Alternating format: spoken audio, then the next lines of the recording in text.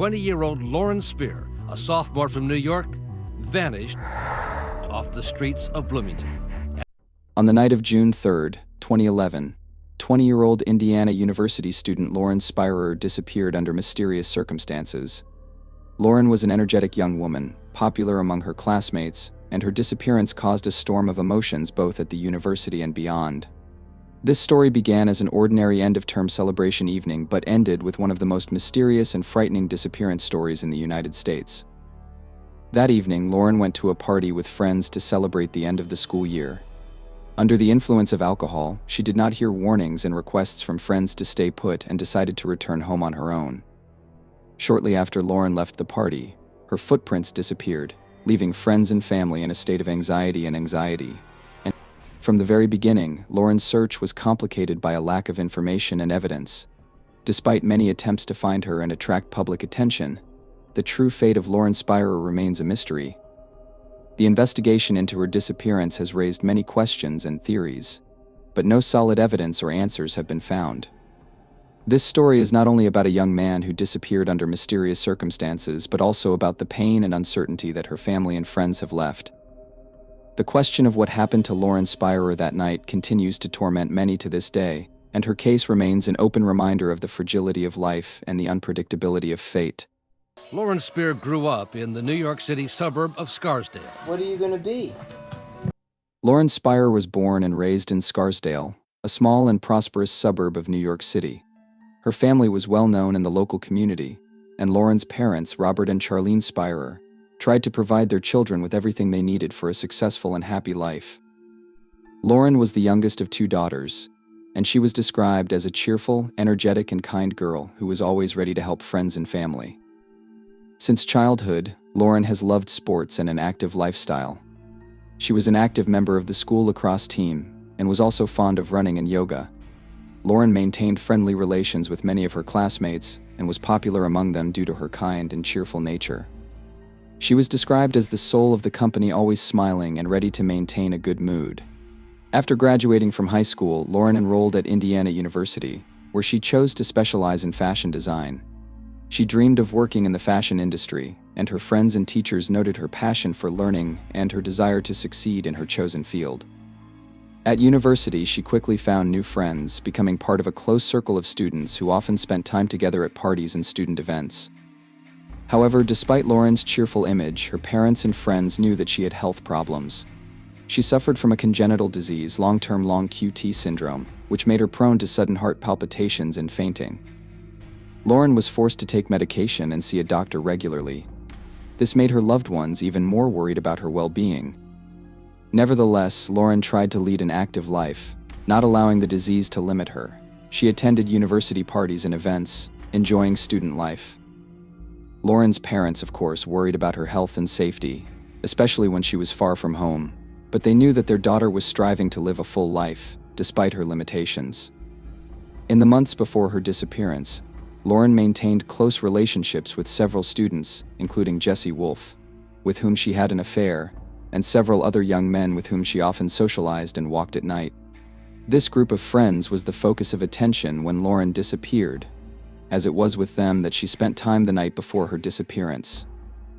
The evening of June 2, 2011, like many others, began for Lauren with the anticipation of relaxation and fun after a hard school year. She had no idea that this evening could end in tragedy. It was an ordinary student party on campus, and no one could have guessed what would happen that night.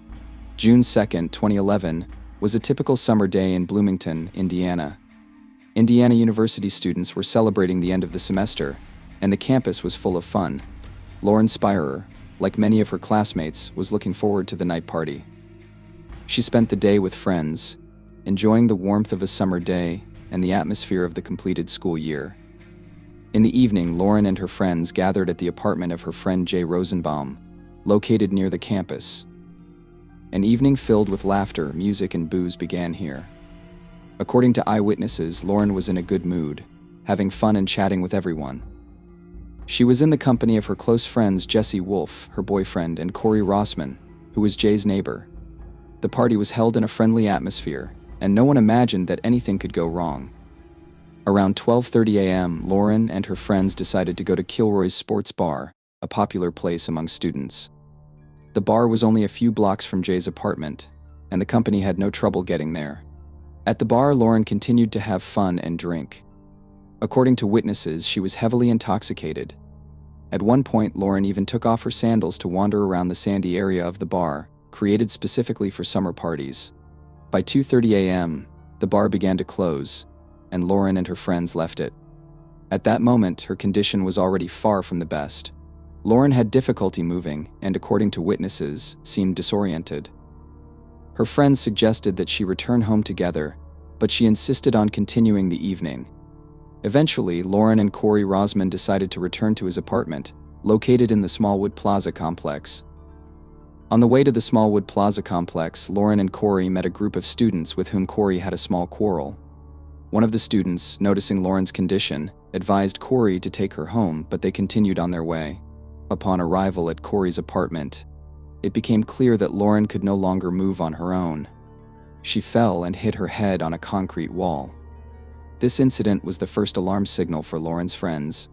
However, instead of seeking medical help, Corey, who was also very drunk, decided to put Lauren to bed in his apartment. At that moment, Jay Rosenbaum, who was in the next apartment, saw Lauren's condition and offered his help. He tried to convince Lauren to stay the night with him to avoid further accidents. However, Lauren, despite her obvious indisposition, decided to go home to her apartment in a nearby apartment complex.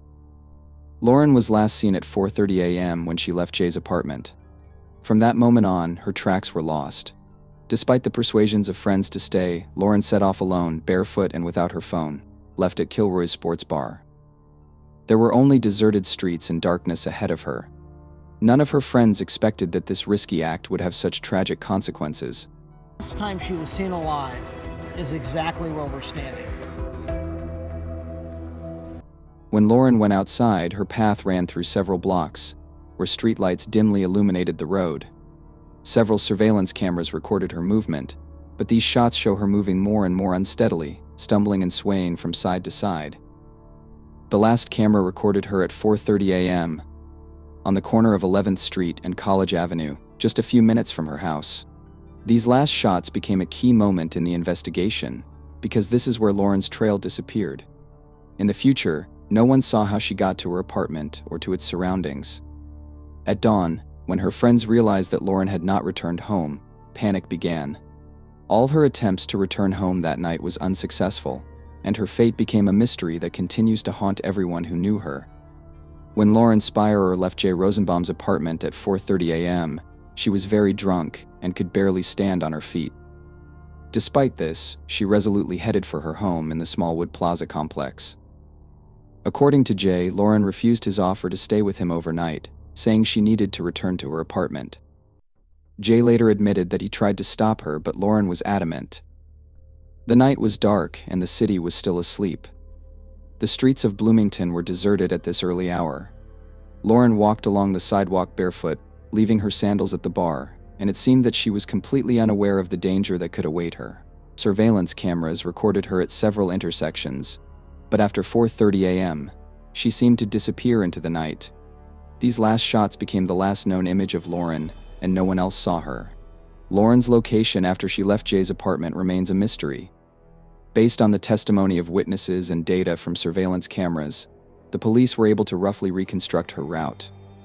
Lauren headed south on College Avenue, but then her path becomes unclear. Some have suggested that she may have turned onto 10th Street towards her apartment, but there is no reliable evidence of this. The police investigated possible routes Lauren could have taken, but none of them led to a solution to her disappearance. Shortly after her disappearance, search operations were organized, in which police, volunteers, and local residents took part. The surrounding area, parks, woodlands, and reservoirs were thoroughly examined, but no trace of Lauren was ever found. Lauren's friends and her boyfriend Jesse Wolfe were shocked to learn that she had not returned home. Jesse, who wasn't at the party that night, began to worry when Lauren didn't answer his calls and texts in the morning. He immediately called Lauren's friends to find out where she was, and after hearing about her overnight departure, he began looking for her all over the city. However, his efforts were in vain. Lauren's parents, Robert and Charlene Spirer, only found out about her disappearance later when Lauren's friends contacted them. Charlene immediately flew to Bloomington to join the search for her daughter. Their despair and anxiety grew by the minute, as they realized that their daughter was missing, and no one knew what had happened to her. The first 48 hours after Lauren's disappearance became critically important for the investigation. Police have appealed to the public for help, spreading information about Lauren and her last known whereabouts. They hoped that someone had seen her or knew something that could shed light on her disappearance. Meanwhile, investigators began questioning Lauren's friends, including Jay Rosenbaum and Corey Rossman, who saw her last. They were trying to figure out what had happened in those early morning hours that could have led to her disappearance. Despite all efforts, the testimony of Lauren's friends did not provide a clear answer. They claimed they did not know what happened after she left Jay's apartment and did not see her after that. The police also checked surveillance footage from cameras installed in the area and requested data from phones to track Lauren's possible movements or her recent contacts. However, these efforts have not yielded significant results. Surveillance camera footage and cell phone data did not provide an accurate answer to the question of where Lauren might have disappeared. Meanwhile, rumors and theories began to spread throughout the city. Some speculated that Lauren might have been the victim of an accident or assault. Others thought she might have gotten lost or had an accident. Soon there were suspicions that someone she knew might have been involved in her disappearance, but the police had no concrete evidence in favor of this version. A few days after Lauren's disappearance, her parents appealed to the public for help in finding their daughter.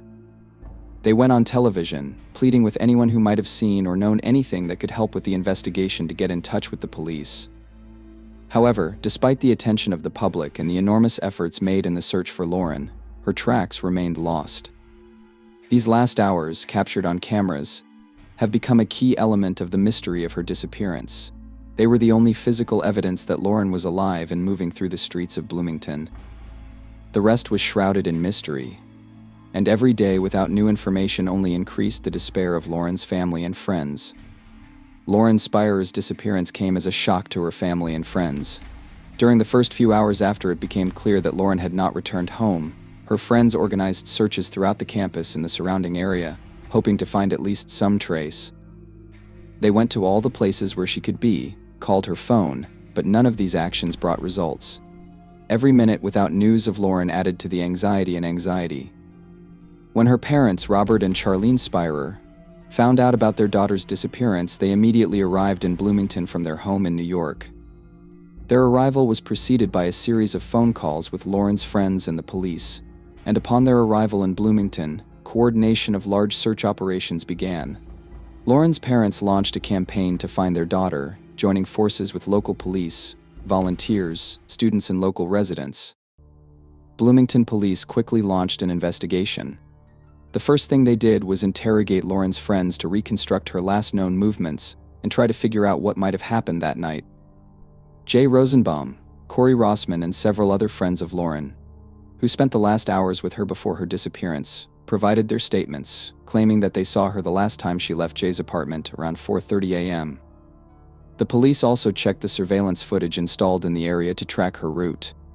The cameras recorded Lauren walking along College Avenue, but soon her tracks disappeared. Possible paths she could have taken were explored, but it did not provide any additional clues. There was no sign of anyone following her or contacting her on the recordings, and no further cameras recorded her movements. In the first days after the disappearance, the police focused on finding Lauren in the immediate vicinity of her last appearance. Nearby forested areas, reservoirs, basements, roofs, and abandoned buildings were examined in the hope of finding her or any evidence, but all search operations were unsuccessful. In addition, volunteers and students actively distributed leaflets with Lauren's image, hoping that someone from the local residents could see her. Police have also begun examining Lauren's phone records and cell phone data, as well as her friends, to determine if there were any suspicious calls or messages.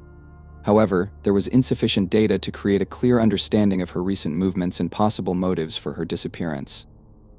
It soon became apparent that the investigation was reaching an impasse, and more comprehensive action would be required. As the investigation deepened, the police began to pay more attention to Lauren's friends who had seen her last. Jay Rosenbaum and Corey Rossman have become objects of special interest. Corey claimed that he did not remember many details of that night, as he was heavily intoxicated, and Jay continued to insist that Lauren insisted on leaving his apartment. Despite their cooperation with the police, Some aspects of their testimony raised questions. On the night that Lauren went missing, witnesses claim he was sleeping in his apartment that night. Police also drew attention to Jesse Wolfe, Lauren's boyfriend, who was not present at the party the night she disappeared. Jesse claimed that he was at home and asleep when Lauren went missing. He immediately became actively involved in the search, and his behavior did not raise serious suspicions, but investigators nevertheless checked his alibi and phone records to rule out any possibility of his involvement. Prove his alibi. Lauren's parents were very open in the media that they thought that Jesse, Corey, Jay, and Mike hadn't been cooperative. Lauren's parents, Robert and Charlene Spirer, have launched their own investigation. They hired private detectives and actively cooperated with the police in an attempt to draw public and media attention to their daughter's disappearance. Through social media, television, and radio broadcasts, they spread information about Lauren, hoping to get new information or testimonies from those who might have seen her that night. With every passing day, without new leads and clues, the investigation became more intense. The public and the media began to speculate what could have happened to Lauren. Some theories suggested that Lauren may have been the victim of a crime, while others believed that she may have accidentally fallen or been abducted.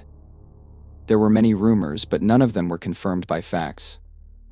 The police continued to investigate, trying not to miss any possible leads, but the truth remained inaccessible. It was a case full of mysteries and contradictions, and every day that Lauren remained missing, it added new questions that had no answers. Her parents, friends, and the local community were desperately hoping for a miracle, but everything indicated that solving this mystery would take a lot of time and effort. As days turned into weeks and weeks into months, Lauren Spirer's mysterious disappearance became overgrown with rumors and theories. In the absence of new facts and evidence, the public and the media began to make their own assumptions about what might have happened to Lauren that night. The main suspects in Lauren's disappearance were her friends, with whom she spent the last hours before her disappearance. Jay Rosenbaum and Corey Rossman found themselves in the spotlight. Some claimed that they knew more than they were saying. There were inconsistencies in their statements, especially in the descriptions of the last hour when Lauren left Jay's apartment. Questions also arose about why they didn't escort her home, given her condition, and why no one called for help when she hit her head. Investigators were particularly drawn to the fact that Corey was unable to give clear testimony about the events of that night. He claimed he was too drunk to remember the details, which raised doubts among some detectives and the general public. There were rumors that Corey and Jay might be hiding something, perhaps to avoid accusations of involvement in Lauren's disappearance. One theory was that Lauren might have been the victim of an accident. The state of intoxication and her health problems could have led to her falling or getting lost. Some suggested that she might have fallen into the river or been hit by a car, the driver of which might have been scared and hidden her body. This theory, however, has not been supported by any evidence.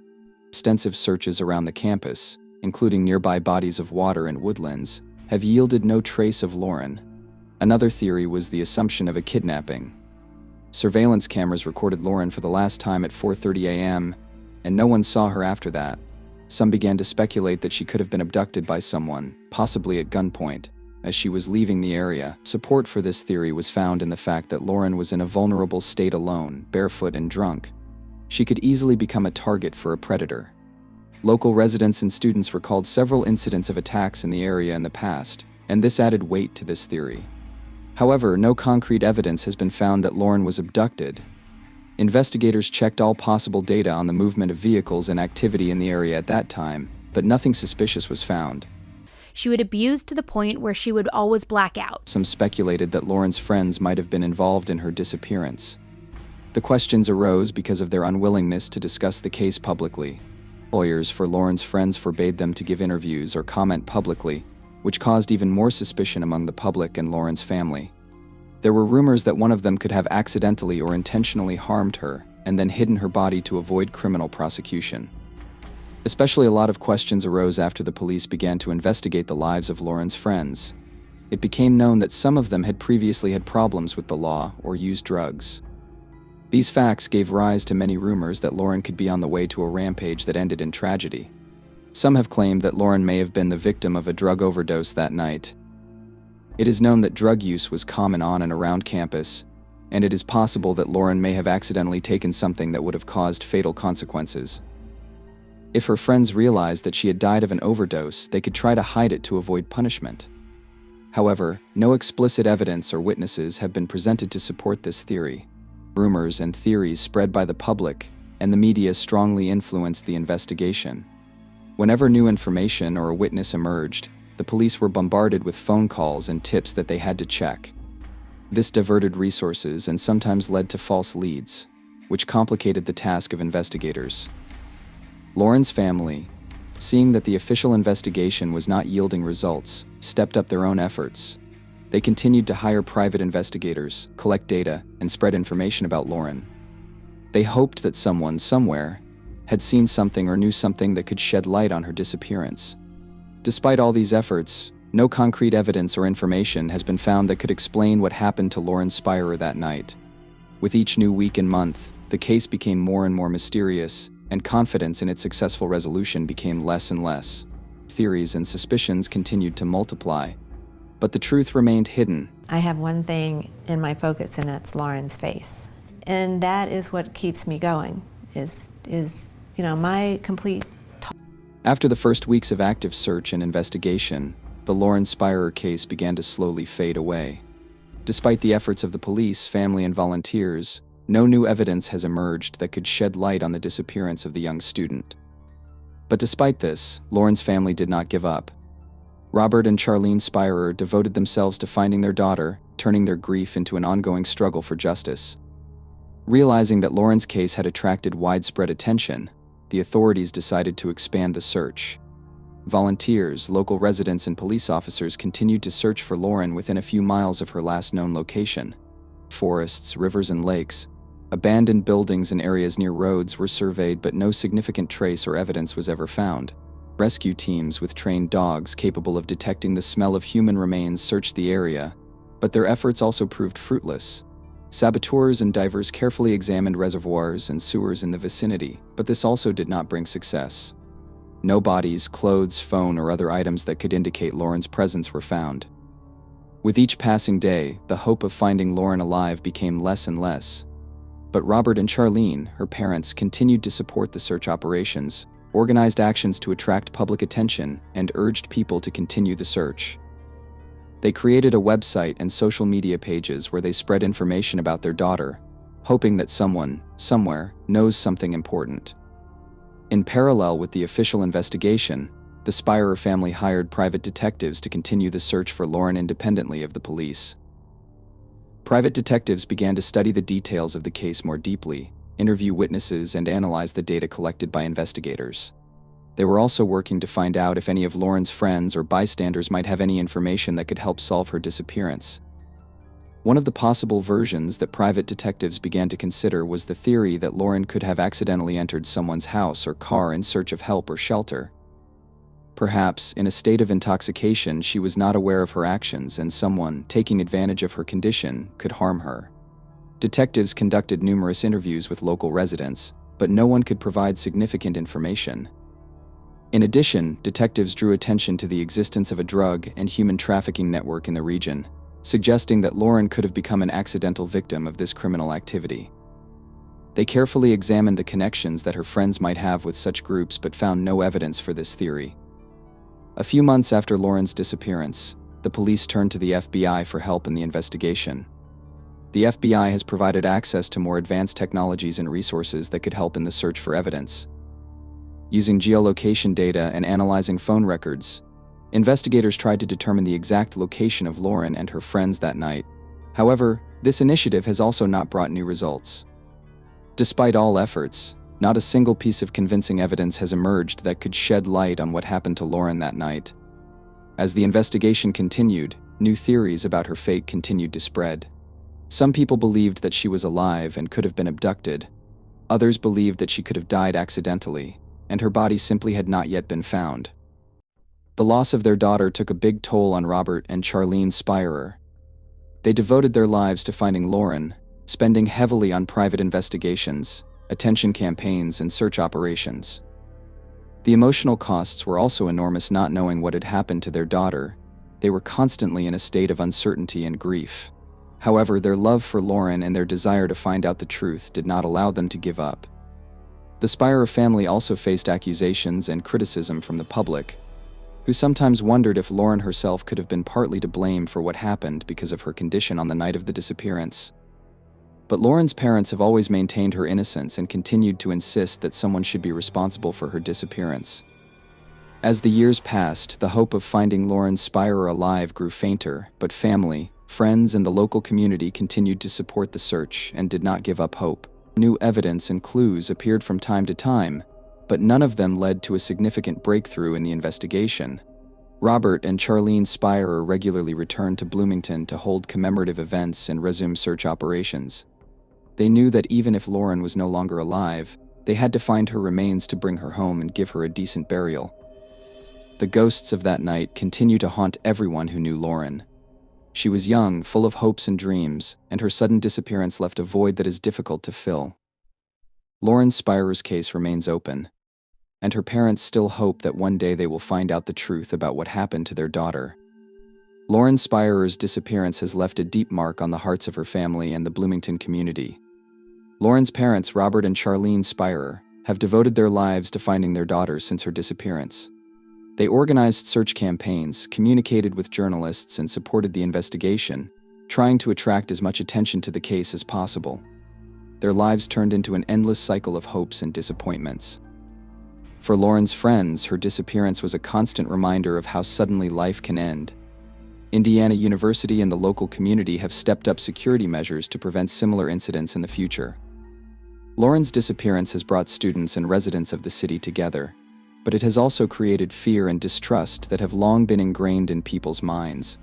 As of 2023, Lauren's body has never been found. To date, Lauren Spirer's case remains unsolved. Despite the best efforts of the police, private detectives, and the family, no version has been confirmed, and no evidence has led to a specific conclusion about what happened to Lauren on the night of her disappearance. Her parents continue to hope for any information that could shed light on their daughter's fate. This tragedy remains an unhealed wound for everyone who knew Lauren. The story of her disappearance reminds us of the importance of awareness and caution, as well as the fact that even in the safest places you can face unexpected dangers. The hope that one day the truth will be revealed continues to live in the hearts of those who have not forgotten Lauren Spirer.